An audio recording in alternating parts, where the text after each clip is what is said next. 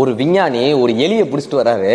அந்த எலிக்கு ட்ரைனிங் கொடுக்கறாரு. ஒரு 2 நாள் அந்த எலியை பட்னியா போட்டு அந்த எலி சாப்பாட்டுக்காக இங்கேயும் அங்கேயும் ஓடும் போது அங்க ஒரு மணியை கட்டி வைக்கிறாரு. அந்த மணி மேல பட்ட உடனே டங்குன்னு ஒரு சத்தம் கேட்குது. உடனே அவர் சாப்பாடு போடுறாரு. இப்படியே 7 நாள் அந்த எலி இங்கேயும் அங்கேயும் ஓடி அந்த மணி மீது படும்போது சத்தம் கேட்ட உடனே இவர் சாப்பாடு போடுவார். ஒரு கட்டத்துல அந்த எலிக்கு அது புரிஞ்சிருது. 1 மாசம் ஆகுது. கரெக்டா அந்த எலி பசிக்கும் போது அந்த மணியை வந்து தட்டும். இவர் சாப்பாடு போட்டுருவாரு. இப்படியா அந்த எலியை வந்து ட்ரைனிங் பண்ணி வைக்கிறாரு. பசிக்கும் போது மணி அடித்தால் சாப்பாடு போடப்படும்னு. இப்ப இந்த விஞ்ஞானி என்ன பண்றாரு, தன்னுடைய சக விஞ்ஞானிகளை கூப்பிட்டு, தன்னுடைய சக நண்பர்களை கூப்பிட்டு, நான் எலிக்கு ட்ரைனிங் கொடுத்திருக்கேன் தெரியுமா, இப்ப பாரு பசிச்சுன்னா அந்த எலி வந்து மணி அடிக்கும் பாருங்க. இப்ப இந்த எலி வருது, கரெக்டா பசிக்கும் போது மணி அடிக்குது, இவர் சாப்பாடு போடுறாரு. எல்லாரும் பாராட்டுறாங்க.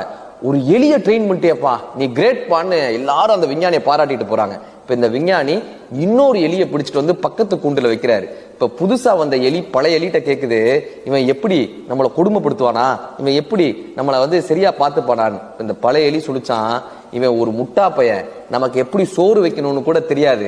நான் தான் இவனுக்கு 1 மாசம் ட்ரைனிங் கொடுத்தேன். இப்ப பாரு அப்படின்னு போய் மணி அடிக்குது, அவங்க வந்து சாப்பாடு வைக்கிறாங்க.